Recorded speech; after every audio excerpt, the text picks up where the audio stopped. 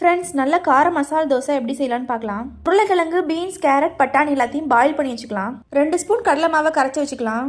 கடாயில் எண்ணெய் ஊற்றி 1/2 ஸ்பூன் பெருஞ்சீரகம் போட்டுக்கலாம். அது பொரிஞ்சதும் நறுக்கி வச்சிருக்க வெங்காயத்தை போட்டுக்கலாம். அதை லேசாக வதக்கிட்டு இடித்து வச்சிருக்க இஞ்சி பூண்டையும் அதுக்குள்ளே சேர்த்துக்கலாம். கொஞ்சமாக கடலைப்பருப்பு சேர்த்துக்கலாம்.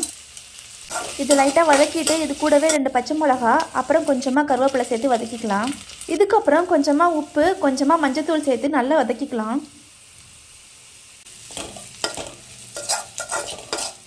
வெங்காயம் நல்லா வதங்கினதுக்கப்புறம் நம்ம வேக வச்சுருக்க பீன்ஸ், கேரட், பட்டாணி, அப்புறம் உருளைக்கிழங்கு இது எல்லாத்தையும் சேர்த்து கொஞ்சமாக தண்ணி ஊற்றி வேக விட்டுக்கலாம்.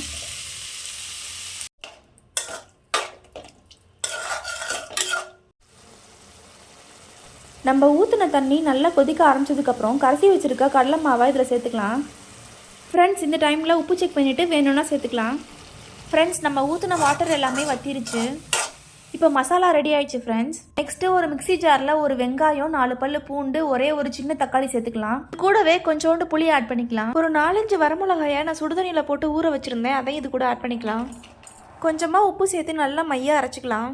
அரைச்சி வச்சுருக்க பேஸ்ட்டில் லாஸ்ட்டாக 2 ஸ்பூன் நல்லெண்ணெய் ஊற்றிக்கலாம். ஃப்ரெண்ட்ஸ், இப்போ தோசைக்கல்லில் தோசை ஊற்றி 1 ஸ்பூன் நெய் விட்டுக்கலாம். தோசை வந்ததுக்கப்புறம் 2 ஸ்பூன் நம்ம அரைச்சி வச்சுருக்க பேஸ்ட்டில் எடுத்து தோசை ஃபுல்லாக நல்லா ஸ்ப்ரெட் பண்ணிக்கலாம். கடைசியாக நம்ம ரெடி பண்ணி வச்சுருக்க மசாலாவை இந்த தோசைக்குள்ளே வச்சு நம்ம அழகாக தோசையை ஃபோல்ட் பண்ணி எடுத்துக்கலாம். அவ்வளோதான் ஃப்ரெண்ட்ஸ், ரொம்ப டேஸ்டியான ஸ்பைசியான கார மசால் தோசை ரெடி ஆயிடுச்சு. நீங்களும் இதை செஞ்சு சாப்பிட்டுட்டு என்ஜாய் பண்ணுங்கள். தேங்க்யூ.